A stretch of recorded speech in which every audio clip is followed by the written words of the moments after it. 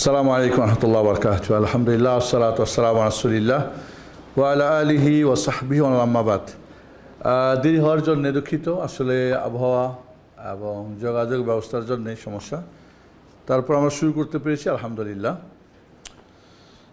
168 নম্বর পেজে কবর জিয়ারত করা, এটা আমাদের আলোচনা হয়েছে যে কবর জিয়ারতটা এটা পুরুষদের জন্যেই। ইসলামের শুরুতে নারী পুরুষ সবার জন্য এটাকে নিষিদ্ধ করে দেওয়া হয়েছিল এবং সঠিক মতে পরবর্তীতে সবার জন্য এটা ওপেন করে দেওয়া হয়েছিল, পরে নারীদের জন্যে এটাকে বন্ধ করে দেওয়া হয়েছে।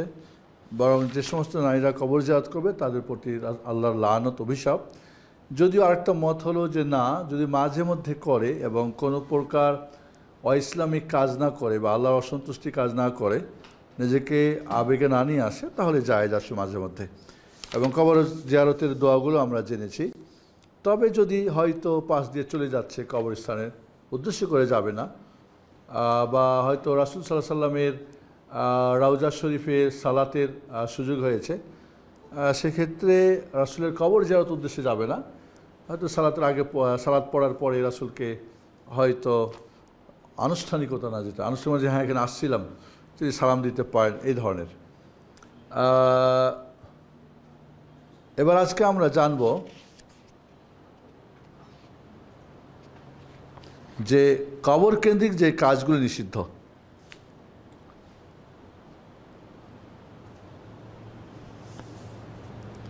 $120 নম্বর মাসলা ছিল 177 পেজে। এখানে একটা আমরা পড়ি 120 নম্বরটা, 177। দেখেন, কবর জিয়ারত করার সময় কোরআন তেলাওয়াত সম্পর্কে কোনো ভিত্তি সুন্নত নেই, বরং পূর্বের উল্লেখিত হাদিসসমূহের মাধ্যমে শরীয়ত গৃহীত কাজ বলেই প্রমাণিত হবে। এখানে কোরআন তেলাওয়াতের জায়গা নাই। তবে যেহেতু সাধারণ মানুষ কোরআন পড়তে পারে না, এই জন্য এখন একটা ব্যবসা, বরং পূর্বের উল্লেখিত হাদিসসমূহের মাধ্যমে শরীয়ত গৃহীত কাজ বলে প্রমাণিত হয়। যদি তা শরীয়ত সম্মত হতো তাহলে নবী সাল্লাল্লাহু আলাইহি ওয়াসাল্লাম এটা নিজে অবশ্যই করতেন এবং সাহাবায়ে কেরামকে এর শিক্ষা দিতেন। বিশেষভাবে উল্লেখ্য যে আয়েশা রাদিয়াল্লাহু তাআলা আনহা নবীর নিকট কবর জিয়ারত করার সময় কি বলতে হবে তা জানতে চেয়েছিলেন। আর এটা ছিল কিন্তু যারা বলছে না মেয়েদের চলবে না, যখন অনুমতি ছিল সবার জন্যে, তখনই আয়েশা এটা করেছিলেন হয়তো। তিনি তাকে শিক্ষা দিয়েছিলেন সালাম দেওয়া, দোয়া করা, কিন্তু সূরা ফাতিহা বা কোরআন থেকে কোনো কিছু পাঠের শিক্ষা দেননি। কবরে যদি কোরআন পাঠ করা শরীয়তসম্মত হতো তাহলে তিনি সাল্লাল্লাহু আলাইহি ওয়াসাল্লাম এটা আয়েশা রাদিয়াল্লাহু আনহার নিকট গোপন করতেন না। যেমন ইলমে উসুলে প্রমাণিত হয়েছে প্রয়োজনীয় সময়ে কথা গোপন করা জায়েজ নয়।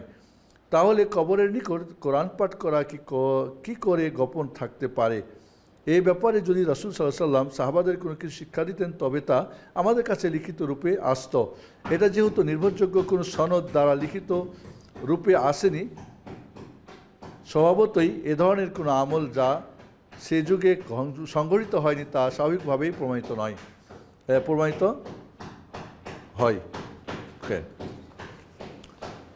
এটা শরীয়ত সম্মত না হওয়ার ক্ষেত্রে আরও শক্তিশালী করে নবী সাল্লাল্লাহু আলাইহি ওয়াসাল্লামের বাণী, লা তাজআলু বুয়ুতাকুম মাকাবিরা ফাইন্না শাইতানা ইয়াফিররু মিনাল বাইতিল্লাযী ইউকরাউ ফীহি সূরাতুল বাকারা। তোমাদের ঘরকে তোমরা কবরস্থান বানিয়ে নিও না, যে ঘরে সূরা আল বাকারা পাঠ করা হয়, শয়তান সে ঘর থেকে পালিয়ে যায়। তিনি সাল্লাল্লাহু আলাইহি ওয়াসাল্লাম এর দ্বারা ইঙ্গিত করেছেন যে নিশ্চিত কবরস্থান কোরআন পাঠের স্থান না। তাহলে ঘর হলো কোরআন পাঠের জায়গা। মসজিদ কবর যদি কোরআনের জায়গা হইতো তাহলে সেখানে, এই জন্যই কোরআন পাঠ বাড়ির জন্য নির্দিষ্ট করেছেন, আর বাড়িকে কবর বানাতে নিষেধ করেছেন, কারণ তাতে কোরআন পাঠ করা হয় না। যেরূপ অন্য হাদিসে ইশারা করেছেন যে কবরস্থান নামাজেরও স্থান নয়, যেমন রাসূল সাল্লাল্লাহু আলাইহি ওয়াসাল্লাম বলেছেন সাল্লু ফি বুয়ুতিকুম ওয়া লা তাত্তাখিযুহা কুবুরা। তোমরা বাড়িতে সুন্নত বা নফল নামাজ পড়ো, আর বাড়িকে কবর বানিয়ে নিও না।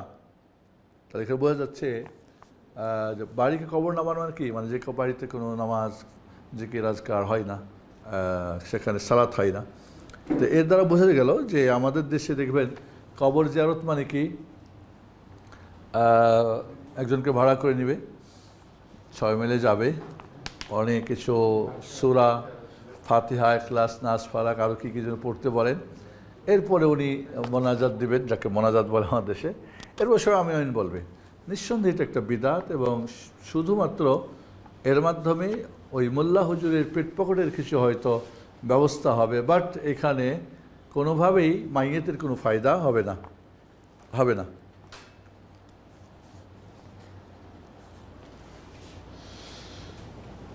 ইমাম আবু দাউদ তার গ্রন্থ মাসাইলের এত পৃষ্ঠায় বলেছেন, সমেত আহমদ সৈল আনিল কিরাত ইন্দাল কবরে ফকাল আলা।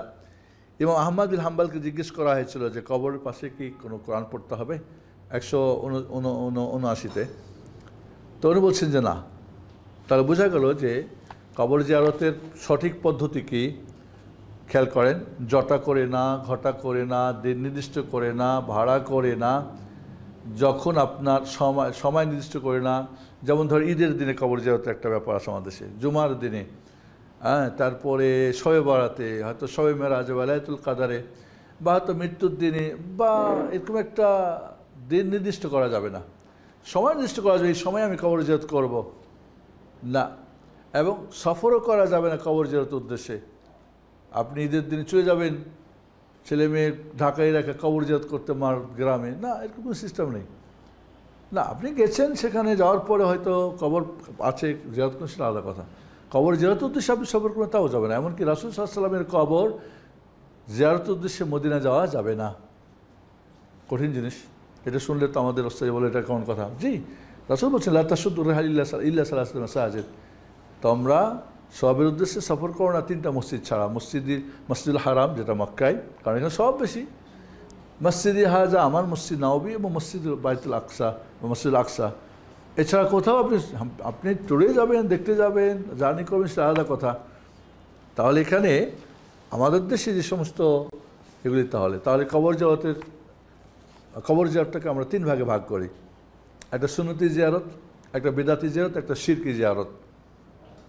খেয়াল করেন, সুন্নতি জিয়ারত কি? দিন, সময়, জটা ঘটা, ভাড়া সবাই মিলে করা যাবে না। ওখানে গিয়ে আপনি কোরআন পড়বেন, অমুক করবে, তমুক করবে, সেটা যা চলবে না। সেখানে কবরকে সামনে করে দোয়া করা যাবে না। আপনি সালাম দেবেন, আসসালামু আলাইকুম আহলাদিয়ামিল মুসলিমিন ওয়া ইন্না সাল্লাল্লাহু বিকুম আলা রাহিকুম সাল্লাল্লাহু আফিয়া, দোয়া করে দিলেন আপনি। এরপর আপনার কাজ হলো কবর সামনে নিয়ে পরকালের কথা স্মরণ করা, মৃত্যুর কথা স্মরণ করা। মায়েতেরটা হয়ে গেছে সালাম দেওয়াতে, দোয়া দেওয়াতে। এখন অতিরিক্ত আপনি দোয়া করতে চান মায়েতের জন্য বা নিজের জন্যে, সেক্ষেত্রে আপনাকে কেবলামুখী হতে হবে, কবর ডানে, বামে বা পিছনে রেখে। ঠিক আছে, এরপর এটা হলো কবর জিয়ারত। এবং এখানে এমন কিছু বলা যাবে না যেটা শরীয়তসম্মত না। এখন অশিলা করবেন, অমুকের তমুকের বাবার, এই সেই, চল না। শরীয়তসম্মত যদি আপনি দোয়া করতে চান করতে পারবেন। এ হল কবর সহি সুন্নাহ জিয়ারত। এবং এটার কোনো যে কোনো আপনি করতে পারেন দিনের রাতে, যখন আপনার সুযোগ হয়, এবং পুরুষদের জন্য, মহিলার জন্য না। বেদাতি জিয়ারত কি, যেটা আমাদের দেশে চলে, জটা করে, ঘটা করে, দিন করে, হুজুর ভাড়া করে, এবং দোয়া কালাম পড়ে, বক্সাই টকসাই এই সব টাকা পয়সা নিয়ে যা হয়, পুরোটাই বেদাতি জিয়ারত।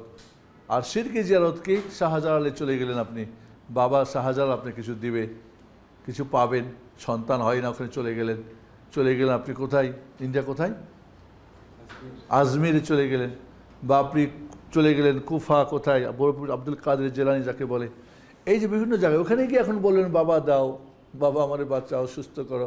এখন বাবার কাছেই চাইবেন, বাবা আপনার ভালো মন্দ করতে পারে এমনটা মনে করবেন, তাহলে অবশ্যই এটা শিরকি জিয়ারত। বেদাত তো অবশ্যই এর সঙ্গে জড়িত আছে, তবে সেটা শিরকের জিয়ারত। তাহলে কবর জিয়ারত আছে, বাট কোন জিয়ারত? সেটা কি সুন্নতি জিয়ারত? এরকম অশিলার ক্ষেত্রে আমরা বলি যে অশিলা তো আছে, সুন্নতি অশিলা না, বেদাতি অশিলা নাকি শিরকি অশিলা? ঠিক আছে, এই জন্যে আমাদেরকে মনে রাখতে হবে যে জিয়ারতটা যেন শিরকি জিয়ারত না হয়। এবং আমাদের দেশের বেদাতি এবং শিরকি জিয়ারতে ভরপুর, সুন্নতি জিয়ারত নাই বললেই চলে। 121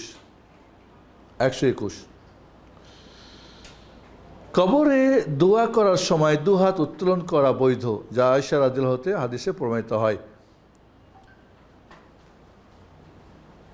عن عائشة رضي الله عنها قال خرج رسول الله صلى الله عليه وسلم ذات ليلة فأرسلت بريرة في إثره لتنظر أين ذهب، قالت فسلك نحو بقيع القرقد فوقف في أدنى البقيع ثم رفع يديه ثم انصرف فرجعت إلي بريرة فأخبرتني، فلما أصبحت سألت فقلت يا رسول الله أين خرجت الليلة؟ কালা বুইসতু ইলা আহলিল বাকিল উসাল্লি আলাইহিম। মানে আল্লাহ নবী আলাইহিস সালাম রাত্রে হঠাৎ করে বের হয়েছেন। মা আয়েশা রাদিয়াল্লাহু তাআলা আনহা মেয়ে মানুষ তো, ওনার যে আজাদ করা দাসী তাকে বলছে দেখো তো কই গেল, মানে অন্য কোনো স্ত্রীর ঘরে গেল কি না বা কোথায় গেছিলেন উনি, এটা মূলত একটা থাকে, ঈর্ষা থাকে। তো বাড়িরা দেখলেন যে রাসূল সাল্লাল্লাহু আলাইহি ওয়াসাল্লাম কোথায় গেছেন, বাকিউল গারকাদ মদিনার কবরস্থানে, এবং সেখানে তিনি হাত উঠিয়ে দোয়া করে ফিরছেন। বাড়িরা ফিরে এসে আয়েশা খবর দিলেন যে এই অবস্থা। এবার রাসূলুল্লাহ সাল্লাল্লাহু আলাইহি ওয়াসাল্লামকে সকালে জিজ্ঞেস করলেন আয়েশা রাদিয়াল্লাহু আনহা, আপনি কোথায় গেছিলেন? তো বললেন যে আমাকে বাকিউল গারকাদে গিয়েছিলাম ওদের জন্যে, সালাত মানে কি দোয়া করার জন্য, এখানে দোয়া করার জন্য। তো এখানে হাত ওঠার কথা সাব্যস্ত আছে।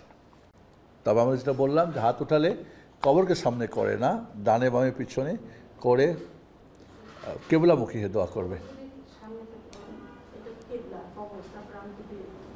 খারাপ পাশে যান, চলে যান, সিঁড়ির সাইডে চলে যান, যান দূরে গিয়ে, যেখানে আপনার সামনে কবর দূরে গিয়ে আপনি কেবলা কবরকে সামনে করে না।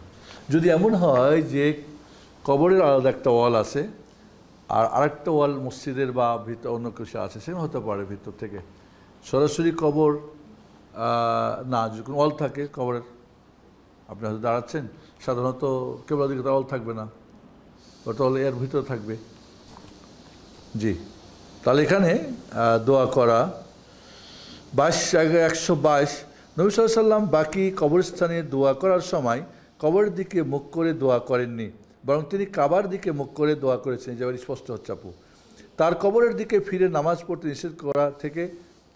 নিষেধ করা থেকে যা প্রমাণিত হয়, কারণ দোয়া হলো নামাজের মগজ ও হৃদয়। এটা প্রসিদ্ধ যে নামাজের যে প্রার্থনার ও একই আদেশ, এবং নবী সাল্লাল্লাহু আলাইহি ওয়াসাল্লাম বলেছেন আর দোয়া হুয়াল ইবাদা ওয়া ক্বালা রাব্বুকুম উদউনি আস্তাজিব লাকুম, দোয়াই হলো ইবাদত। তারপর তিনি কোরআন মাজিদ থেকে পাঠ করলেন, তোমাদের প্রভু বলেছেন, এটা আয়াত, আমার নিকট তোমরা প্রার্থনা করো, আমি সাড়া দেব, তাকে সাড়া দেব। মাসালা 23-100 কাফিরদের কবর জিয়ারতকালে তাদের উপর সালাম দেওয়া যাবে না, তাদের জন্য দোয়া করা যাবে না, বরং তাদেরকে দোজখের সুসংবাদ দিতে হবে। সাদ ইবনে আবি ওয়াক্কাসের হাদিসে রাসূলুল্লাহ সাল্লাল্লাহু আলাইহি ওয়াসাল্লাম এর নির্দেশ দিয়েছেন। কবর জিয়ারত করা যাবে, এর আগে গেছে আমাদের যে কাফেরদেরও কবর জিয়ারত করা যাবে, সেটা ইহুদি হোক, খ্রিস্টান হোক বা হিন্দু হোক, বাট ওদের জন্য দোয়া করা যাবে না, বরং আযাবের ওদের কিনতে হবে, সুসংবাদ দিতে হবে বা কি দুঃসংবাদ দিতে হবে। যে হাদিসে সাদ ইবনে আবি ওয়াক্কাস রাদিয়াল্লাহু হতে বর্ণিত, তিনি বলেন নবী সাল্লাল্লাহু আলাইহি ওয়াসাল্লামের কাছে একজন গ্রাম্য লোক এসে বলল, আমার পিতা আত্মীয়তার সম্পর্ক বজায় রাখতেন, তিনি মৃত্যুবরণ করেছেন। আত্মীয়তার সম্পর্কের কারণ কি? আত্মীয়তার সম্পর্ক যেমন জাহিলিয়াতে গুরুত্বপূর্ণ ছিল, ইসলামেও গুরুত্বপূর্ণ, কারণ আত্মীয়তার সম্পর্ক ছিন্নকারী জান্নাতে যাবে না, রাসূল সাল্লাল্লাহু আলাইহি ওয়াসাল্লাম বলছেন। তো তার বাবার একটা ভালো গুণ বর্ণনা করলো যে উনি কিন্তু আত্মীয়তা সম্পর্ক রাখতেন। বর্তমানে তিনি কোথায় আছেন? আল্লাহ রাসূল সাল্লাল্লাহু আলাইহি ওয়াসাল্লাম বললেন দোজখে। একথা শুনে মনে হচ্ছিল গ্রাম্য লোকটি দুঃখ পেয়েছে, বলে আই না আবি, আমার বাবা কোথায়, মানে মারা গেছে, রাসূল জানতেন। অতঃপর জানতে চাইল, হে আল্লাহ রাসূল, আমার পিতা কোথায়? তিনি বললেন, তুমি যখনই কাফিরের কবরের নিকট দিয়ে গমন করবে, তখন তাকে দোজখের সুসংবাদ দিবে। বর্ণনাকারী বললেন, এরপর গ্রাম্য লোকটি ইসলাম কবুল করলেন এবং বললেন, রাসূল সাল্লাল্লাহু আলাইহি ওয়াসাল্লাম আমার উপর যেন এই কষ্টটি চাপিয়ে দিয়েছেন যে কাফেরদের কবরেই অতিক্রম করবে, যে কাফিরের ওই কবর অতিক্রম করবে, জাহান্নামের সুসংবাদ প্রদান করবে। লোকটা ইসলাম গ্রহণ করে বললো যে আমার উপর একটা খুব কঠিন জিনিস রাসূল চাপিয়ে দিলেন, যে যখনই কাফেরদের কবর দিয়ে যাবা তখন তারা বলবেন বাশশারাকুমুল্লাহ বিন-নার, আলাইকুম গাদাবুল্লাহ ওয়া লানাতুল্লাহ, এরকম হয়তো বদদোয়া করা যেতে পারে তাদের জন্যে। মোট কথা, তোমাদের জন্য জাহান্নাম অপেক্ষা করছে বলতে পারেন, এই কবরবাসীরা তোমাদের জন্য জাহান্নাম অপেক্ষা করছে, এই কাফিররা মরে তো গেছো, দুনিয়ায় কিছু করছো, এখন জাহান্নামে আছো, এইভাবে বলা আর কি। বলতেই হবে এমন শর্ত না, কিন্তু ওই সাহাবীকে নির্দিষ্ট করে বলেছিলেন। জি, 124 মুসলমানদের কবরের মাঝে জুতা পরে চলাফেরা করা জায়েজ নয়, বাশির ইবনে হানজালার হাদিস দ্বারা যা প্রমাণিত। কবর দেওয়া আছে, কবরের পাশ দিয়ে তবে যদি রাস্তা করা হয়, এখন যদি দেখা যায় হয়তো রাস্তা করে দিয়েছে, মধ্যখান দিয়ে দিয়ে সেটা আলাদা। তারপরেও জুতা হয়তো বাইরে রেখে আসা ভালো। বাশির ইবনু হানজালি রাজিয়াল্লাহু হতে বর্ণিত, তিনি বলেন, একদা আমি রাসূলুল্লাহ সাল্লাল্লাহু আলাইহি ওয়াসাল্লামের সাথে হাঁটছিলাম। তিনি এক সময় মুসলমানদের কবরস্থানে এলেন, অথবা তিনি যখন তার দিকে তাকালেন তখন তিনি দেখলেন এক ব্যক্তি কবরের মাঝে জুতা পায়ে ঘোরাঘুরি করছে। অতঃপর তিনি বললেন, হে জুতাওয়ালা, তোমার জুতা খুলে ফেলো। অতঃপর সে তাকে দেখলো, রাসূলুল্লাহ সাল্লাল্লাহু আলাইহি ওয়াসাল্লামকে চিনতে পেরে লোকটি তার জুতা খুলে ফেলে দিল। হয়তো কবরস্থানে গেছে, রাসূল যখন বলছেন তখন তো হয়তো পিছন দিক থেকে বলছেন, এখন ঘুরে দেখে রাসূল তাড়াতাড়ি জুতা খুলে দিলেন। তাহলে এই জন্যে জুতা খুলতে বলা হয়েছে, কারণ একটা মুমিনের সম্মান আছে, সে মৃত্যুর পরও তার সম্মান, এই জন্য তাকে সম্মান করতে হবে। জুতা খুলে কবরস্থানে চলাফেরা করা যাবে না। তবে যেহেতু এখন কবরস্থানে দেখেছি গ্রামের কবরগুলি নাই, তবে শহরের কবরগুলি অনেকটাই রাস্তা বানিয়ে বানিয়ে দিয়েছে, সেক্ষেত্রে হয়তো পড়া যাবে। 125 কিটা কুল্ল কাণ্ডহীন গাছ, গোলাপ ইত্যাদি সুগন্ধিযুক্ত কোনো কিছু কবর রাখা সম্মত নাই। মানে কোনো সুগন্ধি গাছ লাগাবেন, কারণ এটা সালাফিদের পূর্বসূরি আমাদের অন্তর্ভুক্ত নয়। এটা যদি কল্যাণকর কাজ হতো তাহলে কাজে এরাই আমাদের অপেক্ষা অগ্রগামী হতেন। এখন আমাদের দেশে দেখি যে বেশিরভাগ কবরস্থানগুলিতে গাছ তো আছে, ফুলের, গোলাপের বিভিন্ন ওপরে সাজগোজ করে রেখেছে, এটা মোটেই জায়েজ নেই। এবং অনেক করে কি কবর ভেঙে গেলে আবার মাটিতে পূর্ণ করে, দরকার নেই, ভেঙে থাক। দেখবে যে মাটি ভেঙে গেছে, কী ওখানে মাটিতে কী লাভ, অযথা পয়সা নষ্ট। ওটাকে দেখাশোনার জন্য, ঘাস নিড়ানোর জন্য আবার পয়সা দিতে হয়। বাবা ওই পয়সাটা ফকির মিসকিন দিলে তো কবরে সে পাবে বেচারা, এখানে খরচ করে কী লাভ, কোনো লাভ নেই। ওরা ঘেরা দেয় আবার কোনো দরকার নেই। যদি বাউন্ডারি থাকে তাহলে ভিতরে ঘেরা দেওয়া দরকার নাই। বাউন্ডারি না থাকে, কবরটা হয়তো কুকুরে বা শিয়ালে সেটাকে খড়ে টুড়ে ফেলবে, প্রথমে লাশ উঠে ফেলবে বা ইত্যাদি, বা লাশের সঙ্গে কোনো খারাপ আচরণ কেউ করবে, সেক্ষেত্রে সেটা করতে পারে। ওয়াকাদ কাল ইবনু ওমর রাদিয়াল্লাহু আনহুমা কুল্লু বিদাতিন ওয়াইন রাআহা নাস হাসানা। ইবনু ওমর রাদিয়াল্লাহু বলেছেন, প্রত্যেক বিদাত গুমরাহি, যদিও তা মানুষ উত্তম মনে করে। আজ আমরা কি মনে করি, না এটা তো ভালোই লাগে, এটা তো ভালো, এটা অমুক তমুক। আমি দু একটা কবরে যা দেখেছি, যে আমি 4 নম্বর সেক্টরে একটা কবরস্থানে একটু দেখছি, আর এখানে 12 নম্বর সেক্টরে যে খালপাড়ে কবরস্থানগুলিকে এখানে ফুলের বাগান মায় রাখছে। আমি তো বলি, আল্লাহ ভালো জানেন যে উপরে আপনি ফুলের বাগান, নিচে কিসের বাগান আছে। আপনি যদি উপরে নিচের ফুলের বাগান বানিয়ে যেতে পারেন, সেটা আপনার জন্য কল্যাণ, বা সেজন্য কিছু দান খয়রাত করেন। উপরে বানিয়ে রাখছেন, ভিতরে কি আল্লাহ জানে। আর সত্যিই যদি সে আল্লাহ আইন কারণ নিয়ম কারণ না মেনে মরে থাকে, তাহলে তো নিশ্চিত জাহান্নামের হয়তো আগুন জ্বলছে, আল্লাহ না করুক। এখানে আমাদের এখন কবর কেন্দ্রিক যে কাজগুলি হারাম, দেখবেন আপনারা সবগুলি এখানে আমাদের দেশে করে, আমাদের দেশে করে। দেখেন কি কাজগুলি, কবরের পাশে যা করা অবৈধ, হারাম। মাসালা 26-100। যে সকল কাজ কবরের পাশে করা হারাম তা হলো: 1. কবরের নিকট আল্লাহ তাআলার নামে জবেহ করা। আমরা দেখবেন যে মাজারগুলির পাশে গিয়ে জবাই করা হয়, সম্পূর্ণ হারাম। কেন করে বলে, এটা পবিত্র স্থান বা এটা বরকতের স্থান। তবে কে পবিত্র করলো, কে বরকত দিল? বাবা পীর সাহেব। পবিত্র করার অধিকার আল্লাহ রাব্বুল আলামিন, এটাকে বরকত দেওয়া তো অধিকার আল্লাহ রাব্বুল আলামিন আপনার হুজুর কেমনে দিল? যেমন আল্লাহ রাসূল বলছেন, লা আকারা ফিল ইসলাম, ইসলামে কোনো আকার জবে নেই। আব্দুর রাজ্জাক বিন হুমাম বলেন, জাহিলি যুগে মানুষ কবরের নিকট গরু অথবা ছাগল জবে করত, আর সেটা এখনও আমাদের দেশে করা হচ্ছে, মাজারগুলিতে বিশেষ করে। কবর থেকে বের হওয়া মাটিতে যতটুকু উঁচু হয় তার অপেক্ষাও অধিক উঁচু না করা, অধিক উঁচু করা। এখন কবর খুঁড়তে গিয়ে যে মাটিটা হয়েছে, তার চেয়েও আপনি অতিরিক্ত মাটি নিয়ে এসে চাপাবেন, ওখানে উঁচু করবেন, তা জায়েজ নেই। ইভেন কি আমরা এর আগে জানছি কতটুকু উঁচু হবে? মধ্যখান 1 বিঘত, আর 2 দিক হবে কি উটের পিঠের মতো ঢালু। ওকে, তাহলে যদি এর চেয়ে বেশি হয় সেটা কখনো দিবে না, এর চেয়ে বেশি উঁচু সেটাও দিবে না।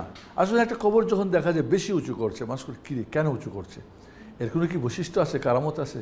এরপর যখন পাকা করে, এরপর যখন চাল ঘর বানাই দেয়, এর মধ্যে এসি জ্বালাই দেয়, তাহলে কি বুঝি কিছুর মধ্যে আছে, আর বৈশিষ্ট্য কিছু আছে, বিশিষ্ট কোনো ব্যক্তি না। কবরে সবাই সমান, মরার পরে সব সমান, এখানে কোনো ইয়ে নাই। আপনি দেখেছেন সৌদি আরবের রাজা বাদশাহরা মারা গেলে সাধারণ মানুষের মতোই তাদের কবর দেওয়া হয়। 3, তাহলে এটা আমাদের দেশে করা হয়, উঁচু করা হয় না, হয় না, জবাই করা হয়, দুটাই করা হয়। 3, কবর লেপ প্লাস্টার করা, চুন অথবা অনুরূপ কোনো জিনিস দ্বারা রং করা। আমাদের দেখবেন কবরকে প্লাস্টার করা, রং করা, পাকা করা, মার্বেল পাথর দেওয়া, এখন মার্বেল পাথর দিয়ে, শুধু ইয়েতে না, শুধু না, উপরেও, এগুলি সম্পূর্ণ নিষেধ। কবরের উপর লেখা নেমপ্লেট যেটা বসানো, সেটাও নিষিদ্ধ। কবরের উপর ঘর নির্মাণ করা নিষিদ্ধ, সেটাও আমাদের দেশে করে। কবরের উপরে বসা, এ ব্যাপারে অনেক হাদিস আছে, কবরের বসাও যাবে না। আন জাবির রাদিয়াল্লাহু আনহু قال نهى رسول الله صلى الله عليه وسلم أن يجسس القبر وأن يقعد عليه ويبنى عليه أو يزاد عليه أو يكتب عليه। জাবির রাদিয়াল্লাহু হতে বর্ণিত, তিনি বলেন রাসূলুল্লাহ সাল্লাল্লাহু আলাইহি ওয়াসাল্লাম কবরের চুনকাম রং করতেন মানা করেছেন, এবং তার উপর বসা, ঘর নির্মাণ, কবরের উপরিভাগ উঁচু করা এবং তার উপর লিখতে ও নিষেধ করেছেন। ব্র্যাকেটে যেগুলো মানে অন্য বর্ণায় আছে আর কি। তাহলে এখানে কবরের উপরে কবর কী করা, চুনকাম করা, বসা, ঘর বানা, বাড়াই দেওয়া, কিছু লিখা, সবই নিষেধ, এবং সহিহ নাসাইর হাদিস। দ্বিতীয় হাদিস, আন আবি সাঈদ ওয়া হুয়া আল খুদরি রাদিয়াল্লাহু আনহু আন্না নবী সাল্লাল্লাহু আলাইহি ওয়াসাল্লাম নাহা আন ইউবনা আলাল কবর। আবু সাঈদ খুদরি রাদিয়াল্লাহু হতে বর্ণিত, তিনি বলেন নিশ্চয়ই কবরের উপর ঘর বানাতে নবী সাল্লাল্লাহু আলাইহি ওয়াসাল্লাম নিষেধ করেছেন। ইবনে মাজাহ। আচ্ছা, এখানে বইটাতে পুরোটাতে নবী শব্দটাকে নাবি লিখেছে, ঠিক না? আমি কি পড়ি নবী, কেন নাবি পড়ি নাই? নাবি পড়ি না কেন বলো? আমাদের দেশের হুজুরা অনেকে নাবি বলে না। বাংলাতে নাবি কিন্তু অন্য জিনিস। বাংলাতে নাবি বলা হয় প্রথম যে ধানটা কাটা হয়, বাঙাল প্রথম ধান কাটি না, আমাদের ধান মানে প্রথম একটা ধান বের হতেন কাটি।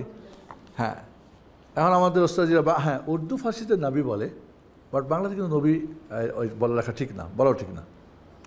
আমরা বাংলাতে নবী বলি নবী, এটা কিছু ওস্তাদিরা এটা মনে করেন যে এটা বুঝি না, ঠিক না। নবী, নবী, নবী, হ্যাঁ। যেটা বাংলা হয়ে গেছে আমাদের, সেটাকে আপনি এখন আবার আরেকটা বানাবেন। ঠিক, আপনি এখানে দেখেছেন লিখেছে আয়েশা। আয়েশা আমাদের দেশে লিখে কে? আয়েশা আমার মেয়ে একদিন লিখছে, বাবা এই যে একটু লিখছে আয়েশা কি উম্মা আয়েশা উনি নাকি অন্য কোনো কেউ আয়েশা এটা? আচ্ছা, তৃতীয় হাদিস, আন আবিল হাইয়াজ আল আসাদি قال قال لي علي بن ابي طالب الا باسك على ما بعثنا عليه رسول الله صلى الله عليه وسلم ان لا تدع تمثالا او في روايه سوره او في بيت او الا طمسته ولا قبر المسلم الا سويته। আবুল হাইয়াজ আসাদি রাদিয়াল্লাহু হতে বর্ণিত, তিনি বলেন, আবুল হাইয়াজ তাবি হওয়ার কথা। আচ্ছা, আলী ইবনে আবি তালিব রাদিয়াল্লাহু আমাকে বললেন, তোমাকে কি আমি ওই কাজে পাঠাবো না যে কাজে রাসূল আমাকে প্রেরণ করেছিলেন? মানে এই কাজটা আলী রাদিয়াল্লাহুকে রাসূল দিয়েছিলেন, ওই কাজটাকে উনি বলছেন তুমি এটা কাজ করবা। কোনো মূর্তি, অন্য রাওয়ায়াতের ছবি, কোনো ঘরে পেলে তাকে তা মুছে বা না মিশিয়ে ক্ষান্ত হবে না, আর উঁচু কবরকে সমান না করে ছাড়বে না। তাহলে মূর্তি হোক বা ছবি হোক ভেঙে ফেলবে, আর কবর উঁচা হলে সমান করে ফেলবে। তাহলে তো আমাদের দেশের যত মাজার সব ভাঙতে হবে। আমি তো বলি তাওহীদি জনতা পার্লামেন্টে যদি পাস করে, প্রথম বিল পাস করতে শিরকের বিরুদ্ধে, বলতে হয় প্রথম যত মাজার ভাঙো। তো এই বিল পাস করে বের হওয়ার আগে পার্লামেন্টে ভেঙে ফেলবে তাওহীদি জনতা বাংলাদেশের, আর দিন কায়েম হবে নাকি রাষ্ট্র ক্ষমতা হলে। নিঃসন্দেহে এটা কোরআন সুন্নাহ বিরোধী কথা।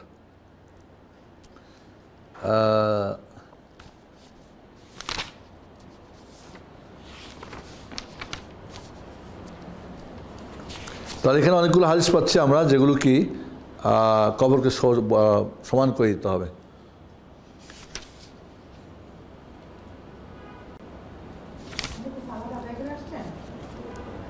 জি হ্যাঁ, তো ছোটো বাজে, আমি 3:30টার সময় নামাজ পড়ে নিয়েছি।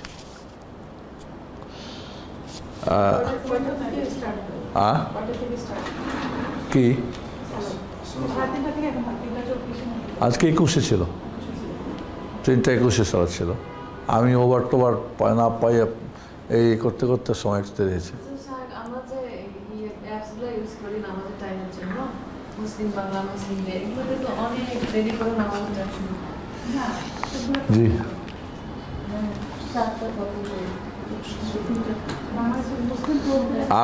আমি যেটা ব্যবহার করি সেটা হলো আদান, যেটা আজান, এটা ইন্টারন্যাশনাল এবং মক্কার ক্যালেন্ডারই ফলো করে ভালো। যখন যেখানে যাবেন অটোমেটিক আপনার টাইম, আপনি ঢাকায় আছেন, বাইরে কোথাও যাবেন, ওখানে কত টাইম অটোমেটিক আপনাকে টাইম চেঞ্জ করে দেবে, ওটা অটো করে রাখলে। ঠিক আছে, এটা ভালো, অথেন্টিক ইনশাআল্লাহ। তো আমরা সেটা আপনারা ব্যবহার করতে পারেন। জি,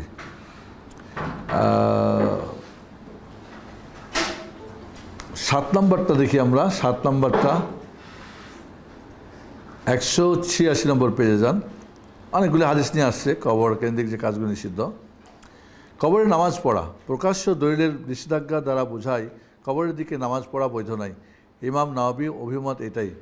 এই হাদিসের ব্যাখ্যা করে ইমাম নওয়াবী মানাবী ফাইজুল কাদিরে বলেছেন, নামাজ যে রূপ কাবার দিকে মুখ ফিরানো হয়, অনুরূপ কবরের দিকে মুখ ফিরানো নিষেধ, কারণ এতে অতি সম্মান দেওয়া হয়, যেহেতু অতি সম্মান আল্লাহ তাআলার জন্য প্রযোজ্য। অতঃপর অপর স্থানে তিনি বলেছেন, কবরের দিকে মুখ করে নামাজ পড়া মাকরুহ। মানুষ যদি বারাকাত হাসিল করার উদ্দেশ্যে কবরস্থানে নামাজ পড়ে তবে সে দিনে বিদআত চালু করল, যার আদেশ আল্লাহ তাআলা দেননি। এর মাধ্যমে উদ্দেশ্য হবে মাকরুহ তানজিহি। ইমাম নাওয়াবী বলেছেন, আমাদের সাথীরা এরকমই বলেছেন। হাদিসের প্রকাশ্য ভাষা অনুযায়ী কেউ যদি একে মাকরুহ তাহরিমি বলেন তাহলে তা গ্রহণযোগ্য। তানজিহি মানে ভালো না, তাহরিম মানে একে হারাম, চলবে না। আর এই ভাগটা শুধু হানাফি মাযহাবে আছে, অন্য মাযহাবে ধরনের ভাগ নেই মূলত। আর কবরস্থানে নামাজ পড়া নিষেধের হাদিস দ্বারা মাকরুহে তাহরিমি বোঝানো হয়। বিশেষভাবে জ্ঞাতব্য যে উল্লিখিত হারাম তখনই প্রযোজ্য হবে যখন কবরের দিকে মুখ ফিরানো না হবে কবরকে সম্মান প্রদর্শন করার উদ্দেশ্যে, আর যখন কবরকে সম্মান উদ্দেশ্যে তা করা হয় তখন তা শিরক হবে। নাউজুবিল্লাহ। তাহলে কবরকে সামনে নামাজ পড়া যাবে না। 8 নম্বর দেখেন, কবরস্থানে নামাজ পড়া সেদিকে মুখ না ফিরিয়ে পড়লেও এ ব্যাপারে অনেক হাদিস মধ্য হতে কতিপয় নিম্নলিখিত হবে। মানে কবরস্থানেও নামাজ পড়া যাবে না, তবে যদি মাইয়েতকে জানাজা না পড়িয়ে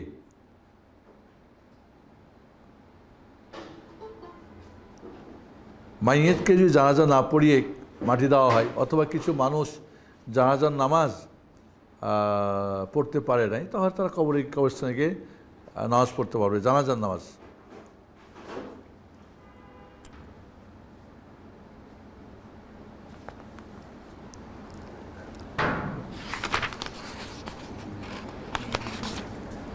তো যে কাজগুলো নিষিদ্ধ আমাদের সমাজে সেগুলি চলে আজকাল দেখা যায়। আপনার 188-তে যান, কবরের উপর মসজিদ নির্মাণ, এটা তো আমাদের দেশে। এবং যদি কবর কেন্দ্রিক, মনে রাখেন একটা মাসআলা, কবর কেন্দ্রিক মসজিদ হয়, সেখানে নামাজ পড়া হারাম, নামাজ পড়ে সে নামাজ বাতিল। বিশেষ করে মাজার আগে হয়েছে, এরপরে কবর মসজিদ হয়েছে। আর মসজিদ কেন্দ্রিক যদি কবর হয় তো কবর ভেঙে ফেলতে হবে।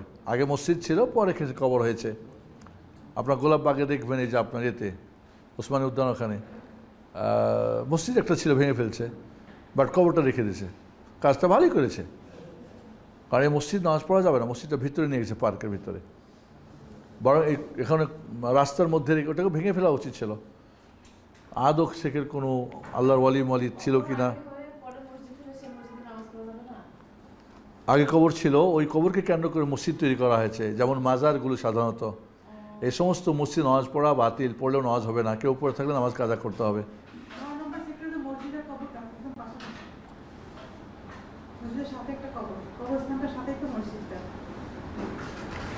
কবরটা ছিল, একে কেন্দ্র করে একটা মসজিদ তৈরি করা হয়েছে, এই মসজিদ নামাজ পড়া যাবে না। বাট মসজিদ তার জায়গাতে আছে, কবর তার জায়গাতে আছে, বা মসজিদের পাশে তাই কবরস্থান করা হয়েছে। মসজিদ কেন্দ্রিক হলে চলবে, কিন্তু কবর কেন্দ্রিক মসজিদ হলে চলবে না। আর সেখানে যদি শিরক হয়, আর কবর নামাজ পড়ছে, পাশে গিয়ে কবরে আবার দোয়া করছে, তাহলে তো চলবে না। যেগুলো হয়তো আমাদের মাজারগুলিতে সাধারণত কবরের উপর মসজিদ নির্মাণ নিষিদ্ধ হওয়ার ব্যাপারে বহু হাদিসের মধ্য হতে কতিপয় উল্লেখ করা হলো। আয়েশা রাদিয়াল্লাহু ও আব্দুল্লাহ ইবনে আব্বাস একত্রে রিওয়ায়াত করে বলেন, যখন রাসূলুল্লাহ সাল্লাল্লাহু আলাইহি ওয়াসাল্লামের মৃত্যু যন্ত্রণা শুরু হলো তখন তার মুখের উপর তিনি চাদর দিয়ে দিলেন। মুখের উপর চাদর দেওয়ার ফলে শ্বাসকষ্ট যখন কষ্ট হচ্ছিল তখন তিনি তার মুখের উপর থেকে উঠালেন। আর এমত অবস্থায় তিনি বললেন, ইহুদি ও খ্রিস্টানদের প্রতি আল্লাহর লানত অভিশাপ, তাদের নবীদের কবরকে তারা মসজিদ বানিয়ে নিয়েছে। বললেন যে ইহুদি খ্রিস্টানের প্রতি লানত হোক, কারণ তারা নবী রাসূলদের কবরগুলিকে মসজিদ বানিয়ে নিয়েছে। তাদের অনুকরণ না করার জন্য তিনি সাবধান করলেন, তোমরা আমার কবর কী করো না, মসজিদ বানাবে না।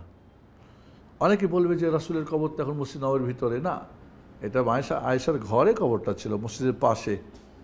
এবং এই কবর ঘরে দেওয়ার উদ্দেশ্য যাতে মানুষ এই কবরকে নিয়ে কোনো পূজা না করে, বাড়াবাড়ি না করে, যেটা আয়েশা বলেছেন।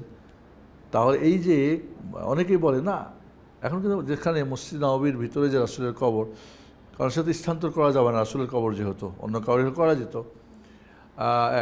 ওখানে কিন্তু ভিতরে কল আছে 3টা, আমরা কিন্তু ভিতরে ঢুকে দেখছি। আমরা যখন মদিনা ইউনিভার্সিটিতে ছাত্র তখন কিন্তু আমাদেরকে এটা দেখানো হয়েছে, মানে গেট খুলে ভিতরে ওটা কিন্তু 3 কোণা করে 3টা ওয়াল আছে, ভিতরে ওয়াল দেওয়া আছে, মানে সরাসরি এরকম ওয়াল না, কোণা কোণা করে ত্রিভুজ যেটা বলি আমরা, এরকম 3টা ওয়াল দেওয়া আছে। এটা এখন যেটা করেছে এটা কিন্তু তুর্কিদের আমলে করা হয়েছে।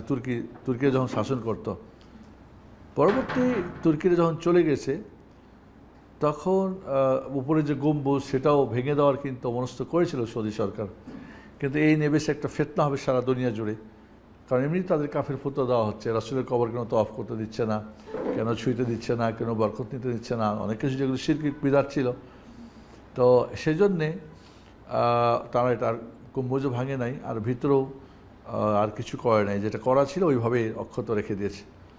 এবং তুর্কিরা যখন চলে যায় দেশ ছেড়ে, তখন তারা একটা শর্ত করেছিল যে মসজিদ নববী এবং মসজিদ হারামে যে আমরা যা কাজগুলো করেছি এটাকে অক্ষত রাখতে হবে, এটা আপনারা ভাঙতে পারবেন না। তো এই জন্য ওইভাবেই আছে, আপনারা খেয়াল করছেন কি না হয়তো। হ্যাঁ, তুর্কিরা এখনও কিন্তু তুর্কিরা খুবই এই শিল্পে খুবই ওরা এখনও সারা পৃথিবীর বহু জায়গাতে তারা একটু মসজিদ করেছে। এবং আপনারা দেখবেন যে মসজিদ হারামের তাওয়াফের জায়গাটাকে এক্সটেনশন করার জন্যে চতুর্দিক দিয়ে ভেঙে ফেলা হয়েছে, কিন্তু হুবাহু যেভাবে আগে ছিল ওইভাবে কিন্তু বানানো হয়েছে। এটা একটা শর্ত করছিল তুর্কিরা, এর ওয়াদা যেহেতু এটা ওরা ভঙ্গ করতে রাজি না।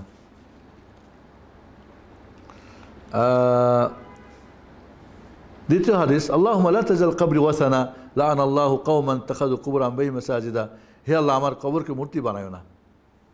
রাসূল দোয়া করছেন কিন্তু আল্লাহ আমার কবরকে মূর্তি বানায় না। অন্য হাদিস আছে লা তাজাল ঈদা, অনুষ্ঠান ঈদ মানে মানুষ আসবে জটা করে ঘটা করে কোনো দিন ঈদ করবে, উৎসব করবে, সেটাও করো না। ওই জাতির প্রতি লানত যারা আমার নবীদের কবরগুলোকে মসজিদ বানায়। অনেকগুলো হাদিস এখানে আসছে, আমরা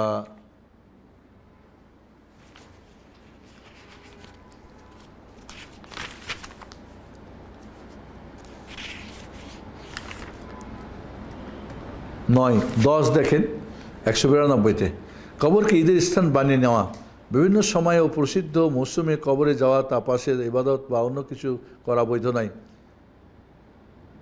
লা তাত্তাখিযু কবরি ঈদা ওয়া লা তাজআলু বুয়ুতাকুম কুবুরা ওয়া হাইথুমা কুনতুম ফাসাল্লু আলাইহি ফাইন্না সালাতাকুম তাবলুগুনি। আবু হুরায়রা রাদিয়াল্লাহু আনহু বর্ণিত, তিনি বলেন রাসূলুল্লাহ সাল্লাল্লাহু আলাইহি ওয়াসাল্লাম বলেছেন, আমার কবরকে ঈদগাহ বানিয়ে নিও না। আসলে ঈদ লিখছে, ঈদগাহ না, অনুবাদ ভুল করছে। ঈদ বলা হয় কোনো অনুষ্ঠানের জায়গা বানিয়ে নেওয়া। তোমরা তোমাদের বাড়িঘরকে কবরস্থান বানাইও না। যেখানে তোমরা থাকো আমার উপর দরুদ পড়ো, আমার কাছে তোমাদের দরুদ পৌঁছাবে। তাহলে রাসূলের কোনো কবরস্থানকে, কোনো কবরকে দেখবেন বিভিন্ন সময়ে বিভিন্ন মাজারগুলিকে ওরস টোরস বিভিন্ন কী করে একটা অনুষ্ঠানের ব্যবস্থা করে, এটা সম্পূর্ণ হারাম। 11 কবরের উদ্দেশ্যে ভ্রমণ করা, এ ব্যাপারে বহু হাদিসের মধ্যে কতিপয় উল্লেখ করা হলো। عن أبي هريرة رضي الله عنه النبي صلى الله عليه وسلم لا تشد الرحال إلا وفي رواية إنما يسافر إلى 3 مساجد المسجد الحرام ومسجد الرسول صلى الله عليه وسلم ومسجد الأقصى আবু হুরায়রা বর্ণিত তিনি বলেন নবী সাল্লাল্লাহু আলাইহি ওয়াসাল্লাম বর্ণনা করে বলেন তিনি বলেছেন পূর্ণ অর্জনের জন্য সওয়ারি প্রস্তুত করা যাবে না তিনি মসজিদ সফরের উদ্দেশ্যে 3 মসজিদের সফরের উদ্দেশ্য ছাড়া অন্য রওয়ায়েতে আছে একমাত্র সফর করা যাবে মসজিদ হারাম মক্কা মসজিদে নববী মদিনা এবং মসজিদ আকসা ফিলিস্তিন তাহলে এই 3টি জায়গাতে ছাড়া অন্য কোথাও সফর করবেন তা যাবে না চলো সবের নিয়তে আপনি যেতে পারেন হয়তো দেখতে আমি গেছি দেখেছি কীভাবে শিরক কুফরি করছে বেদাত করছে এই না যে ওখানে গিয়ে সফর করবেন আপনি দেখতে জন্যে বা ওখানে গিয়ে জিয়ারত করার জন্যে না যে জায়েজ নেই শরীয়তে এই হাদিসটাও অন্য বর্ণনায় আছে কি আবু সাঈদ খুদরি রাদিয়াল্লাহু আনহু বর্ণিত তিনি বলেন আমি রাসূলুল্লাহ সাল্লাল্লাহু আলাইহি ওয়াসাল্লাম বলতে শুনেছি তিনি বলেছেন 3টি মসজিদ ছাড়া অন্য কোথাও নেকির জন্য সফরের সরঞ্জাম তৈরি করা যাবে না অন্য রিওয়ায়াতে এসেছে তোমরা সওয়ারি প্রস্তুত করো না মানে সফর করো না অর্থ তা হলো আমার এই মসজিদ নববী মসজিদুল হারাম ও মসজিদুল আকসা এই ধরনের অনেকগুলো হাদিস আসছে তাহলে এই দেখেন কবর কেন্দ্রিক এখানে আমরা 11টি কাজ সবগুলি আমাদের সমাজে চলছে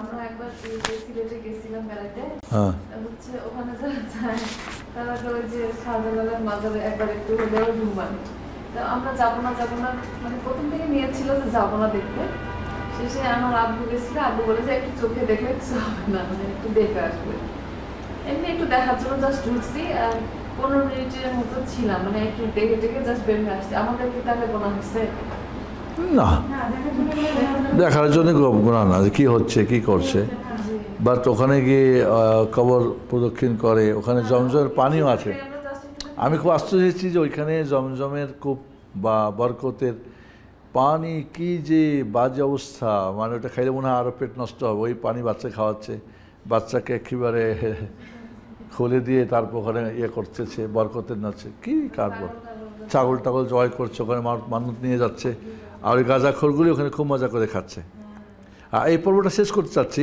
কবরের নিকট আপনারা 194 যান কবরের নিকট বাতি জ্বালানো এ বিষয়ে বহু হাদিস রয়েছে প্রথম দলিল এটা নব আবিষ্কৃত বিদাত সালাফে সালেহিন এই ব্যাপারে কিছুই জানে না অথচ রাসূল বলেছেন কুল্লু বিদাতিন দলালা কুল্লু দালালাতিন ফিন্নার তাহলে এই যে বাতি জ্বালানো এটা পুরাটাই কি নিষেধ তারপরে দেখেন 13 নম্বরটা 195 পেজে কবরের হাড় ভাঙ্গা মানে কবরের কোনো যদি মাইয়াতের কবরের কোনো হাড়গোড় পাওয়া যায় ভাঙা যাবে না এটাও নিষেধ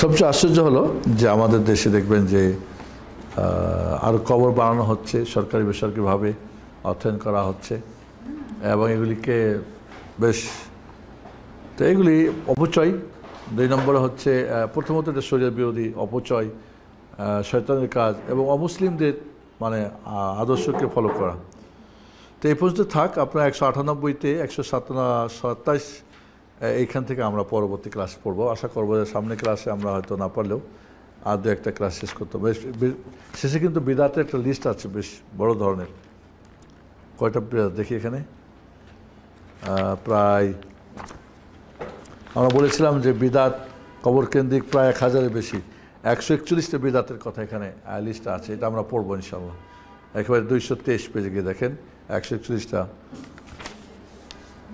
200 তাহলে 1000-এর মধ্যে কিছু জানবো যেটা আমাদের সমাজে প্রচলিত আছে তো সুবহানাল্লাহ যে কাজগুলি মানে যেহেতু মৃত্যুটা একটা আবেগী বিষয় কবরস্থান একটা আবেগের জায়গা তো এইখানে এই ধর্মব্যবসায়ী হুজুররা সুবিধা বুঝে একটা করে কিছু করছে আর মানুষ তো সাধারণ মানুষ জানে না আবেগ নিয়ে ঠিক আছে যেটা বলছে ওটাই করছে আমরা সবসময় বলেছি দিন আবেগ দিয়ে নয় দিন হলো বিবেক দিয়ে দিনকে বুঝতে হবে বিবেক দিয়ে আবেগ দিয়ে আমরা দিন বুঝতে গিয়ে আমরা অনেক কিছু করে ফেলছি এবং মহিলাদেরকে কবর নেওয়া যাওয়ার মানে হচ্ছে কি ফায়দা বেশি দেখবেন ছেলে যদি কবর জিয়ারত করতে যায় 5 টাকা 10 টাকা দেবে হুজুরে কিন্তু মেয়েরা যদি যায় একটু কাঁদাইতে পারে চোখে পানি আবেগ দিতে পারবেন তো পারলে স্বর্ণালঙ্কার খুলে দেবে স্বাভাবিক, এরা স্বাভাবিক।